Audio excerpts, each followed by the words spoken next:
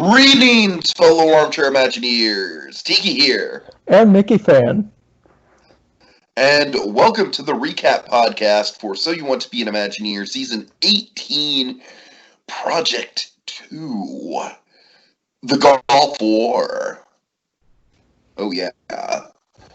How you doing tonight, Mickeyfan? Oh, I'm doing wonderful. How are you? I'm doing good, but I'm just like, this just shows how, like, I am, like, in such a robotic mode when I'm in podcasting mode, because I literally just told you, like, how are you tonight? I'm just like, I am not used to recording during the day, Mickeyfan. I'm with you. It's weird, but anyways, folks, thanks for your patience with this podcast. I just had some scheduling issues. I actually just kind of ended up going to the beach last night, Mickeyfan. That's literally why I couldn't do it last night. But it was great. It was good for the soul. I meditated over the side of a cliff, which was nice. I'm into it. And then the funny thing is, after I got done with my meditation, I stood up and looked down, and there was a freaking sea lion on a rock right under me. I was like, that's cool. Like, there was even more nature and life surrounding me than I even knew about. Anyways, I'm weird when it comes to meditation and spirituality and stuff like that. But I needed it. I needed the cleansing. Anyways, so Project 2, The Gulf War. Mickeyfan, this is a very, very exciting project because it's the first time that the three official teams of the season got together. And man, did it come up with just really three high-quality projects. And at this point, I'm just going to go ahead and make a prediction here. I am going to be shocked if any project submitted this round scores below a 40 out of 50. I would be shocked as well. Wink. Because the level of quality here is just outstanding, just across the board. I think this is definitely the most promising start to any season we've ever had, and if the, pending, like, some terrible thing that happens where half the cast has to drop out or something like that, which has happened before, I think we're in the midst of a real renaissance for this game, and I'm excited about it. Oh, yeah. All right, but before we get into that, Mickeyfan, since we do have a little bit of extra time, why don't we close the book on the first project and just kind of give our final thoughts on it? Yeah, so who do you want to start with? Let's start with Team New School, because, of course, they really came out of the gate. 10 New School members, all, basically every last one of them, from what I can remember, at least contributing something, and most of them were really on fire in terms of just the activity, and it really just goes to show that the old school players have their work cut out for them this time around. Oh yeah, for sure. Which is usually the opposite direction with this game, because I'm used to this game, the old schoolers dominating. That's what I've traditionally seen happen.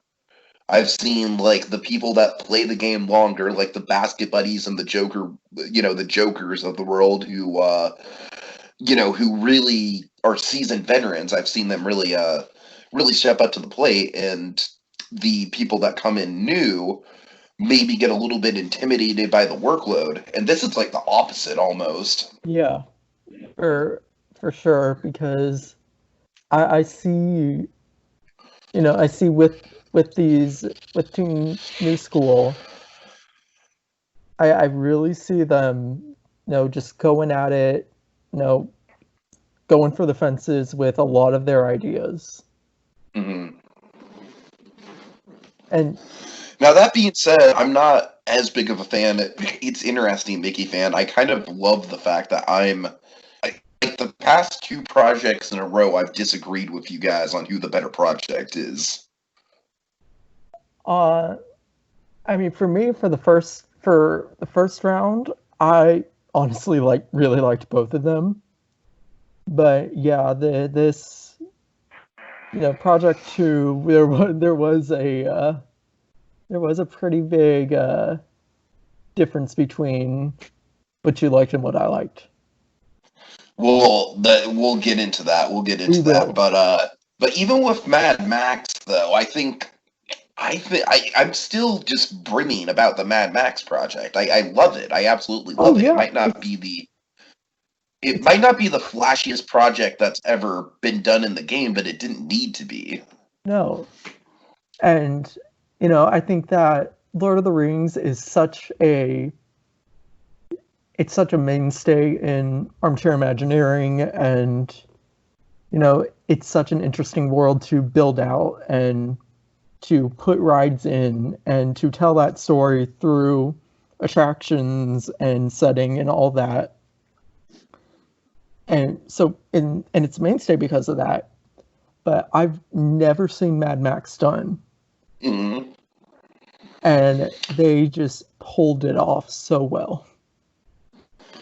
I mean, just every last bit of world building with Mad Max. What I like most about it is that Mad Max feels like Disney. This is gonna sound like a stupid comparison, but Mad Max feels like Disney in terms of like what Disney does. I feel is that they take an IP and they'll like really craft something Oh around it. yeah, Like they'll oh craft yeah, the Valley of Moara or the Black Spire Outpost. yeah, They one won't hundred just go percent. brick by brick recreation. This, Whereas Universal tends to be more, like a brick by brick recreation of the place. yeah, and I And think that's what really kind of swayed me more towards Lord of the Rings for Project One was that it simply felt more like a Universal land. that's fair. That's totally fair because it is Epic Universe and all. Yeah, I didn't really mention this in my feedback, but I did kind of think that with How to Train Your Dragon, we didn't need that many fantasy settings. But then again, Harry Potter was going to be a fantasy yeah, setting in its own and right. I think that That being said, I think. Go ahead. Lord of the Rings and How to Train Your Dragon, they're two very different genres of fantasy. You're talking about the difference between high and low fantasy. Yeah, but I don't know. I really appreciate the different flavor of epic that Oh Mad yeah, Max would have brought into Epic Universe. oh yeah, totally. And I think I do think that ultimately Mad Max does fit a bit better into Epic Universe's lineup. Mhm. I don't know. There's just something about the iconography of Mad Max Yeah, it's and the very kinetic energy of it. yeah, they 100% sold just the sheer kinetic energy of the wasteland. It felt like Frontierland 1955 with how much was going on in it. Yeah, because you had all that street atmosphere. You had the slot car ride going around half the land. Mhm. You had all that really cool stuff. The rope Yeah, the course, rope course the and merchants, the bumper and then the cars. the skull in the mountain being kind of the weenie. Yeah, Perfect, just perfect. But it yeah, Lord of the Rings. I don't want to discount Lord of the Rings though, because no. I really do feel like they did a good job of condensing everything and yet still making it feel vast. And that's the one thing I was really concerned about was that it was Yeah. going to feel more like a park. Well, And they did a good job of it. yeah, and I remember I had to sell you on the fact that they were not doing as much as you thought that they were doing. No, I was just seeing like, oh my god, they're doing Hobbiton and Rivendell and the Mines of Moria. That's a lot of locations. Yeah, but they really condensed it down and they made it work, and they made it make sense, and they made it they just did a really good job at recreating that universe in such a relatively small space. Mhm. Um, so what was your favorite of the three? For this round. No, for Lord of the Rings, Oh, the three oh, areas. the 3 areas. I think it was the Shire. The Shire was great. A lot. I love all the variety and the different Yeah. stuff to do with the different stands and stuff like that. Yeah, and Honestly, though, speaking go of ahead. that, I think that creatively what really brought this project up was that they said it after the series. Okay, I'm glad you bring that up because yeah, um, it really does feel like a very inspired thing to do, and I kind of hope that Black Spire Outpost goes the same direction. Oh, Although 100%. I'm not sure how you would do Rise of the Resistance though. Rise of the Exactly, that's the Resistance would be problem. tricky. Yeah, God, it's weird that that land is set in between two movies. I don't like that. But anyways, um, yeah, I really like. I really found the immersion of Rivendell to be there, Oh like yeah, all the different styles of architecture. yeah. Um, I got to admit the Fellowship ride was probably my least favorite of all the major rides in both projects, just because there was a sense of disconnect for me there, whereas every other attraction in Lord of the Rings did do a good job with the post-war stuff. I felt Yeah. like this was I wasn't really sure what I was trying to get out of just a retelling of Lord of the Rings. Yeah, I get what you're I get what you're tossing out. All right, but anyways, great job on both teams' part. It was a wonderful start to the season, but let's get to Project 2. So, let's start with Team Citra because it's going to be the least controversial of the three. Team Citra, that was yes, that The was monster of New Atlantis. yes. Um I in a vacuum, I absolutely adore this. I love the scope. I love just how epic it feels. I love the environment that they create. I just love all of it.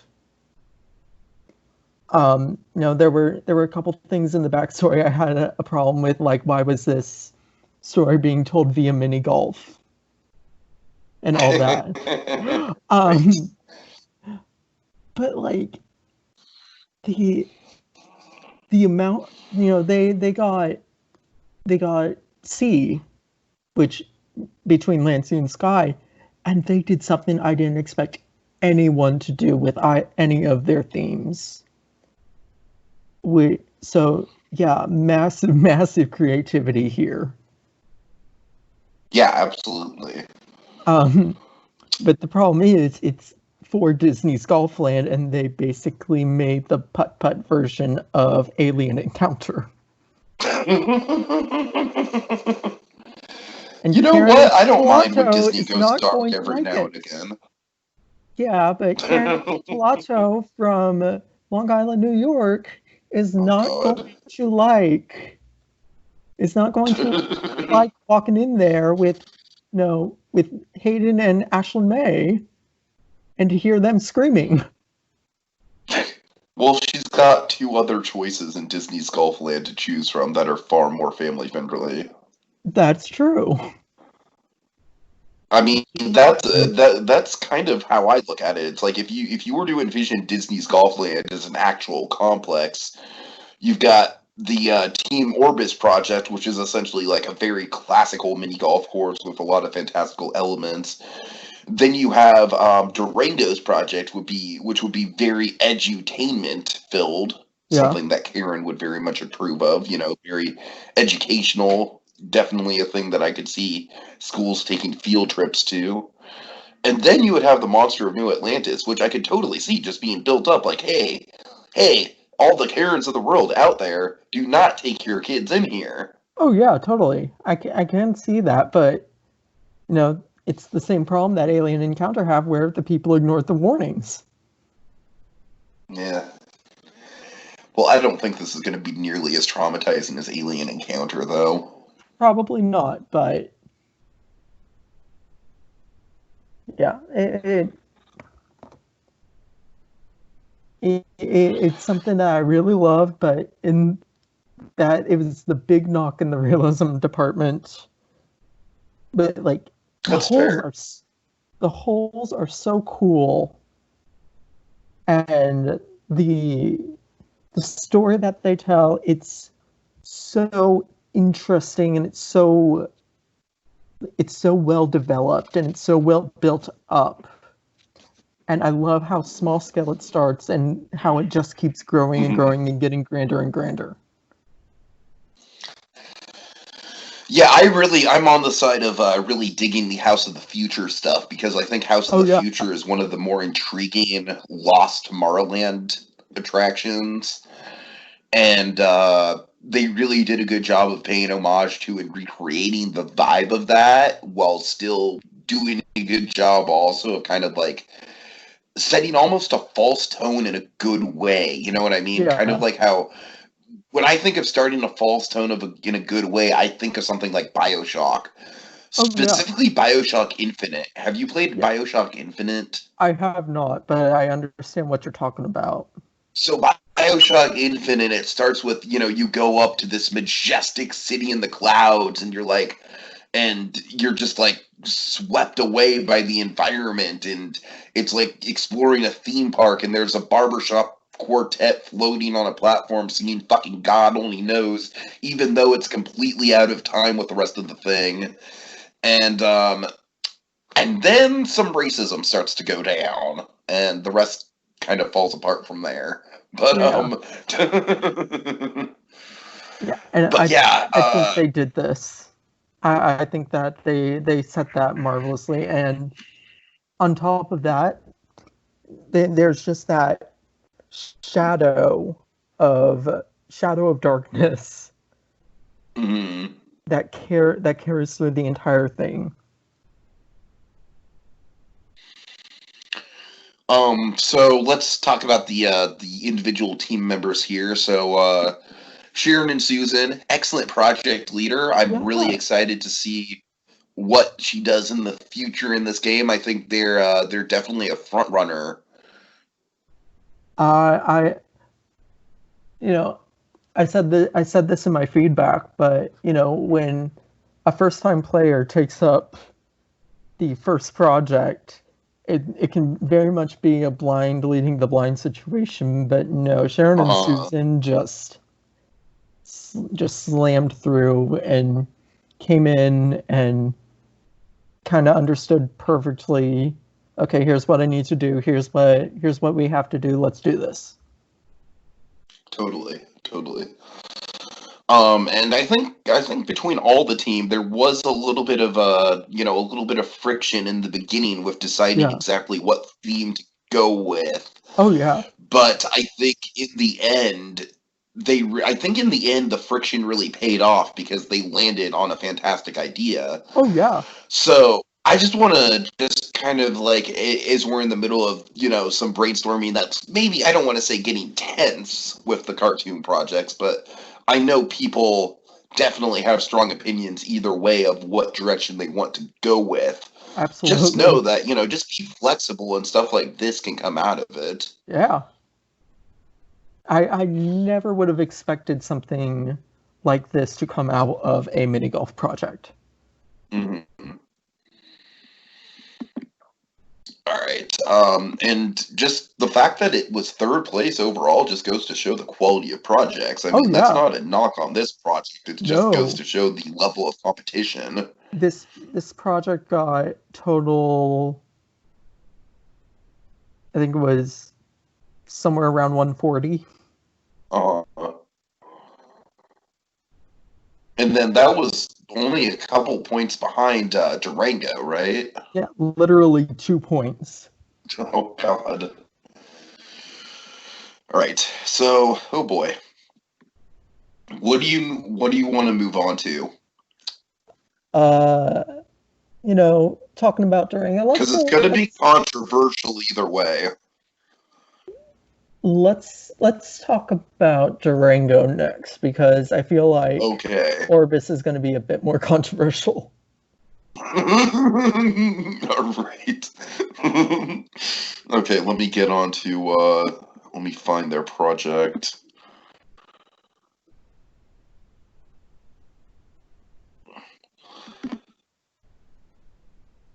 All right, so I'm just going to come out and say it. I think this project is a game changer, and I already said that in my feedback. I was kind of blown away by this. Absolutely. I think that, Outbound is my new favorite Aussie YouTuber. By the way, have you heard all the weird controversy going down with beat 'em ups and Nintendo? No. Yeah, Nintendo dropped him from their partnership. Kind of out of the blue, so it's kind of Really? timely that you parody like stereotypical Australian YouTubers. Yeah, that's something. All right. So, look, let's just get down to brass tacks here, shall we? Yes. Presentation. 10 out It's of the 10. most controversial. 10 out of 10, yes, but it's the most controversial thing of the project, though. The fact that Yes. the entire presentation was done in Minecraft. I don't think so much that it was done in Minecraft, but that the Minecraft was the only part of it, basically. And here's where I come into play, Mickeyfan. I think that it's the only part it needed. I don't necessarily disagree with you, but especially because, looking through their brainstorming and seeing that, one, there was some really nice teamwork. Mm-hmm. And that, every person who wrote the holes wrote a pretty great write-up for each hole. And then, and this is not a knock against Outbound, but in the final presentation, it very much seems like the Outbound show.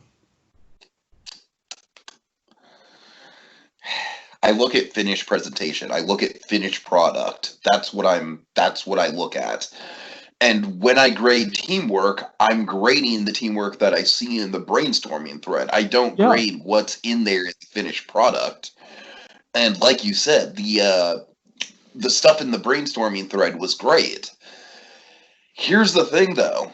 I am a firm believer that this game has changed multiple times, and it's the players themselves that changed the game. Oh, yeah. Because we've gone from a time where initially this was literally just words. Like, there was hardly any formatting. It was just people typing out paragraphs of descriptions. And then we got to people sort of like, Monkey, believe it or not, was one of the people that started introducing like formatting tricks, and he would like color code all his projects and stuff like that. And then people would start using reference photos and start doing concept art. And then Basket Buddy came out with his concept art and kind of changed the game. And then websites became a big thing, and that was another big game changer. And nowadays, if you look at the projects, it's rare to see a project that isn't on a website or a Google Doc or a Google slide or something like that. Oh, yeah. This is the next evolution of that. That's how I feel. Yeah. And yeah, I 100% agree with you that, project-wise, this was 100% a game changer. This was awesome presentation. The amount of work that had to go into this, I can't even imagine. Staggering. Absolutely, especially for just a week, like less than a week. It's amazing. Exactly. I think Outbound said during once they got all the roles assigned that he needed everything at least 12 hours before the midnight so he could get everything in. I'm honestly kind of amazed that he did it in 12 hours, to tell you the truth, I, as a gamer myself. I'm with you. I think that, just the level of conviction with this presentation and the fact that he pulled it off was phenomenal. So here's the deal. He needed those write-ups for a reason, Oh because yeah, totally. I don't think the polls themselves would have been nearly as detailed and nearly as intricate without the write-ups. Yeah. And that's why I don't knock the project at all for not having the write-ups there, because I feel like the product of the write-ups is in the actual presentation. Yeah, I'm with you. I get it, but there just would have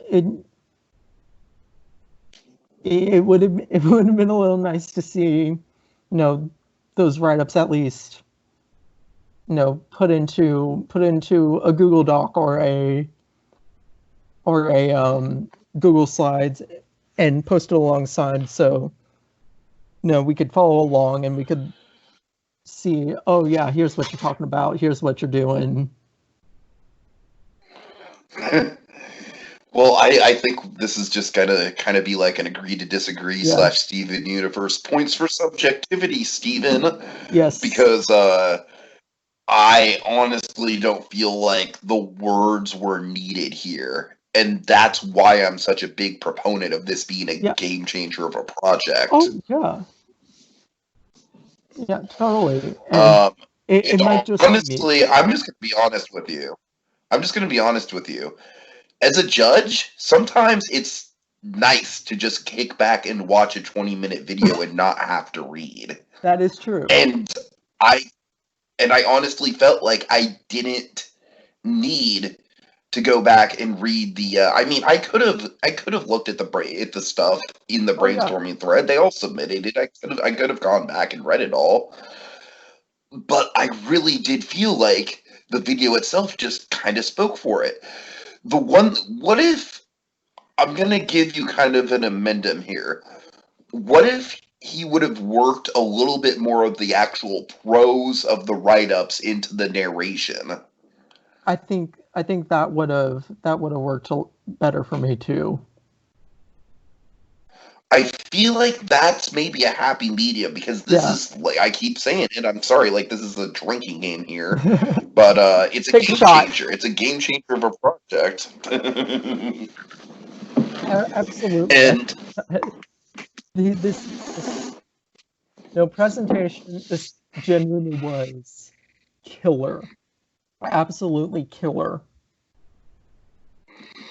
I think it truly is like a first of its kind. I mean, totally, it has to be, and I cannot wait to see where they go from this, because yeah.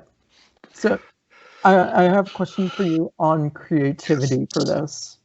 Yes. What did you think of their use of the land theme?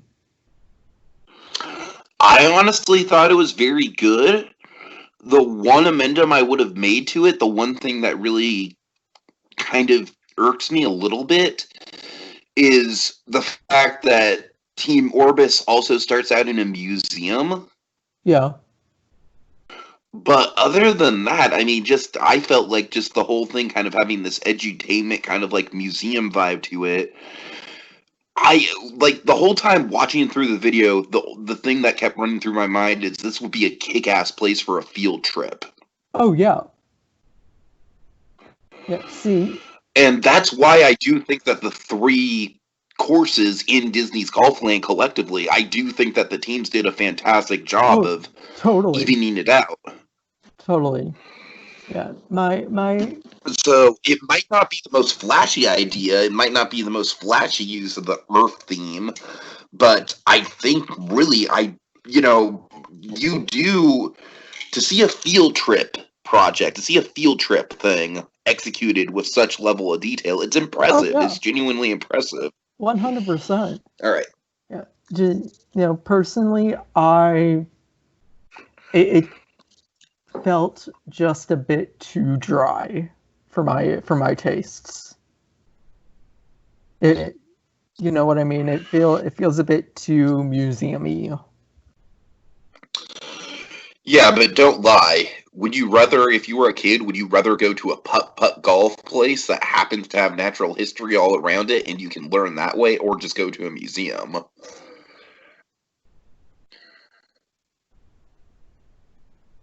You got a point. Because that's the thing. I really do think that the concept itself, I haven't really seen executed all that often because I grew up with places like the Discovery Cube outside of Disneyland and also the Exploratorium in San Francisco. So these are, really, really good educational centers for kids that had a lot of theming to them. And, they had like stuff like earthquake simulations and, Yeah. Science experiments and stuff like that. So reading something like this, it's like that to me, it's like this is like Disney's answer to like a fun kids museum. Oh yeah. And that's why it works so well for me. So it's dry, but I don't have a problem with it being dry. Yeah. All right. Shall we rip off the Band-Aid? Oh, let's rip it off.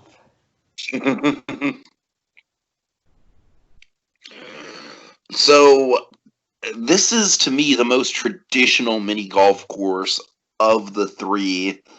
Oh, 100%. 100%.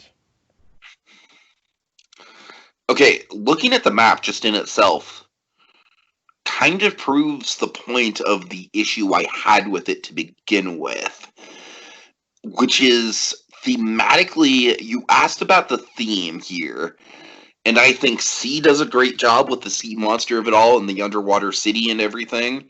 I think Earth, in spite of how dry it is, you got to admit, you can't deny that it's 100% Earth themed all the way through.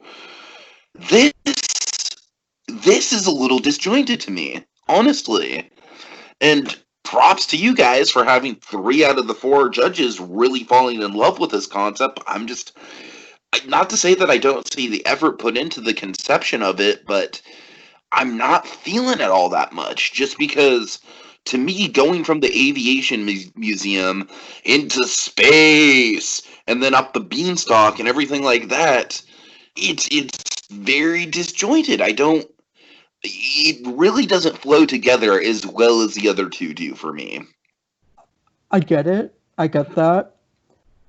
I think, me personally, I think it sold it to me with its transitions, and that you went from this, this aviation museum, and then to get to the next level, you go up into a hot air balloon, which you kind of have to admit that is a very fanciful method of flight. No, the transitions are great. The transitions are probably the best part of the whole project. Don't get me wrong. I love a good transition. I'm saying the themes of the different areas in themselves are the thing that was disjointed for me. Okay. I think that the transitions kind of helped with that as being the glue. Mm-hmm. Because honestly, I don't know, I hate to be harsh with this, but to me, space is like an entirely different theme from sky. Yeah, I get that, and that I will say that going from the flights of fantasy to space is a bit of it's a bit of a problem area for me as well. But And I honestly feel like there's enough of the Aviation History Museum and the Flights of Fantasy to just make it a 2-part course instead of a 3-part course. And that right there is probably my inherent problem with this project. I feel like they got a little bit too cute with how much they crammed in here. Whereas I felt like the other 2 teams, like I said, we can all agree that Team Citra, probably out of the 3, had the best flow to it out of all of them. 100%. And then Durango, it might have been dry, it might have just been locations and landscapes, but it all flowed together really well. It all makes sense, and it was a very consistent theme. It was probably the most consistent of the three. Yeah. So I feel like I'm like in court. I'm like in court trying to defend my case here, Mickeyfan. So I just want to emphasize, like, the gameplay elements here are fantastic and probably the best out of the three. Like the actual holes themselves, and totally. That was all great. But I just think you got a little too cute with doing the space theme. Yeah. I think that right there was a little bit too ambitious, and that to me was your Achilles heel, and I don't think either of the other teams had an Achilles heel. But that's just me personally, and obviously 3 out of the other 4 judges feel the same way, so. Yeah. And I'll fully admit that, hearing you talk about, that space was a bit too cute, and that it was a bit of a problem area that, I feel what you're getting. I'll say another thing. I thought the final hole, just the way it was written, was really underwhelming.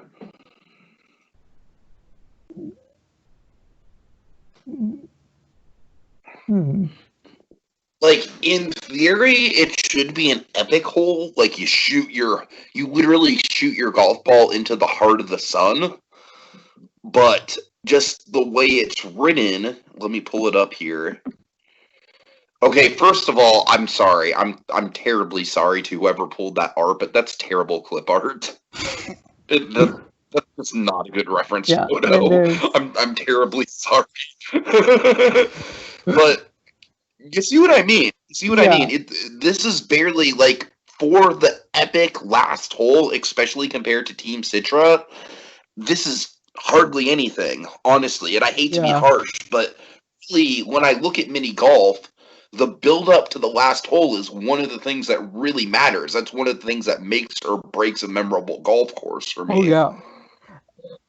And I think in concept, this would be a really epic final hole, because you are shooting a golf ball into the sun.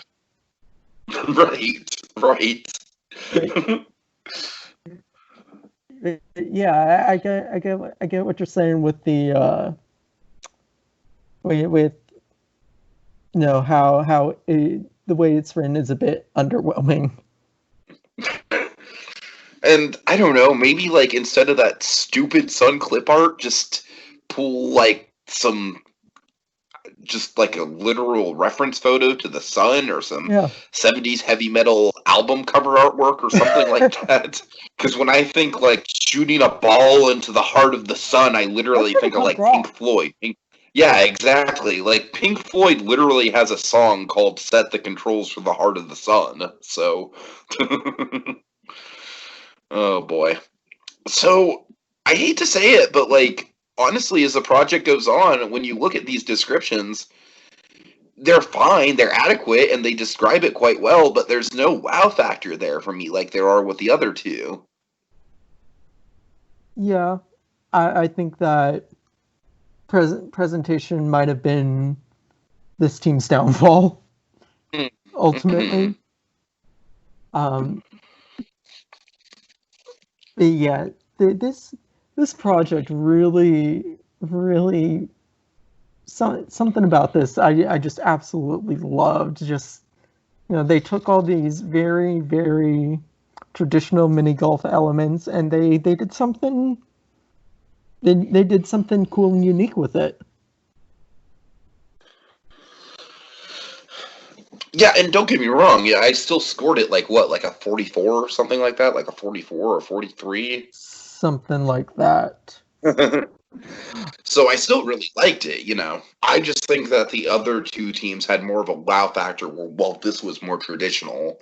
And there's Yeah. nothing wrong with traditional.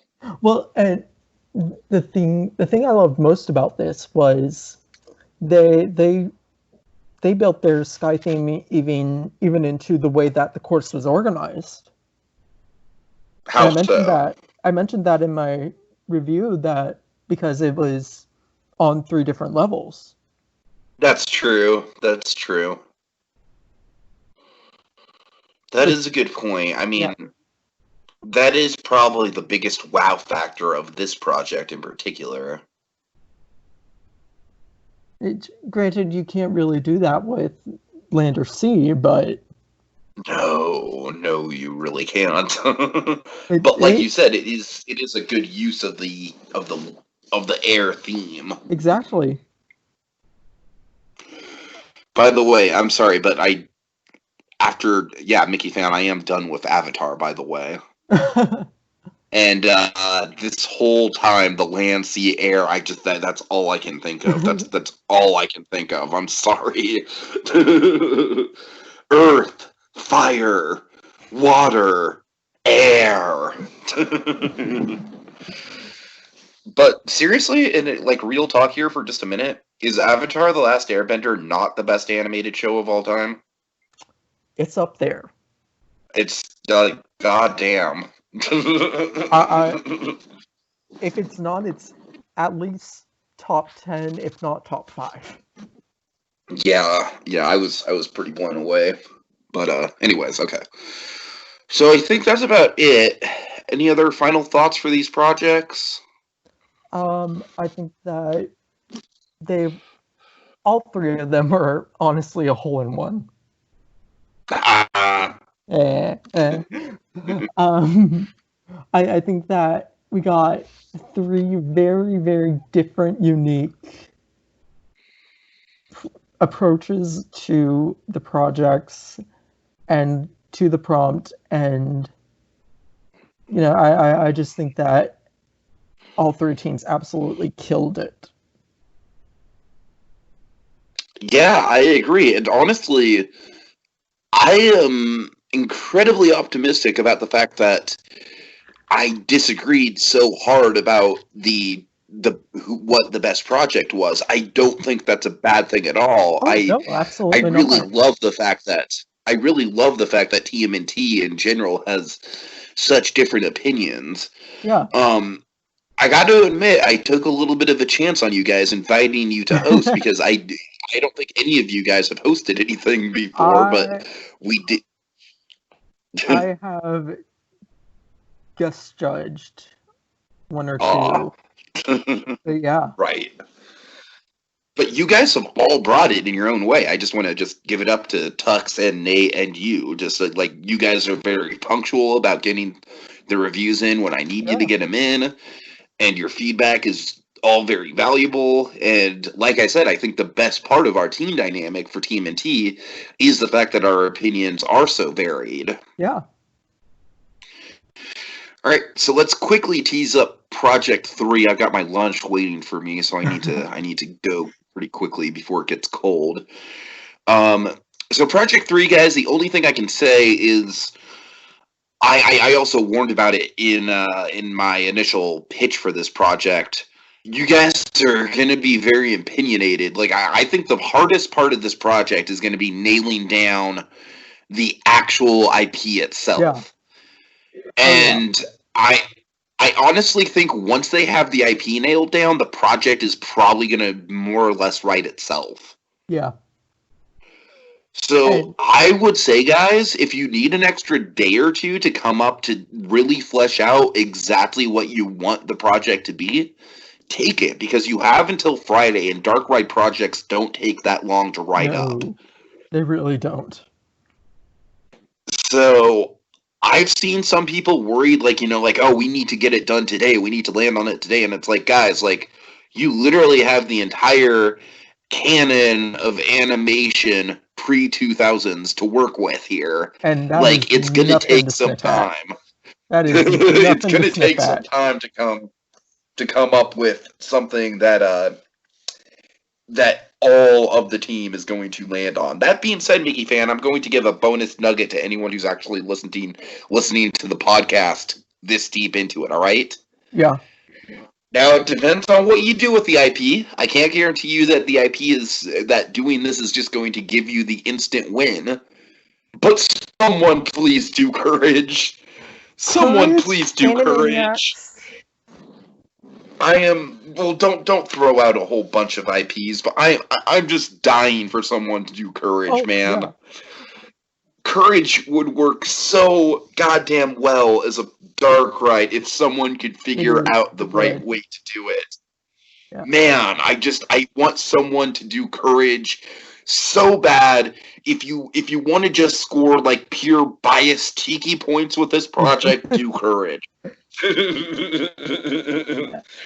All right, any last words? It's at the top of my wish list. That's all I'm gonna say. All right, guys. Well, you guys all rock. Thank you so much, everyone, for whether or not you're spectating or playing in the competition, or if you're part of Team TMNT, you guys all rock. You're amazing. Flattery will get you everywhere. And I can't wait to see what the season brings, and I'm very much dreading having to eliminate someone this round, Mickey fan. Yeah. I'm with you. I think it's going to be a tough one. It's good. I think every elimination is going to be emotional. I really do. Yeah, probably. So, oh boy. We better hire Gary Sinise from 13 Reasons Why to be the therapist for the people who get eliminated. All right, spoiler cast for 13 Reasons Why Season 4 coming tonight. Little plug. All right. Have a good night, everyone. See you later.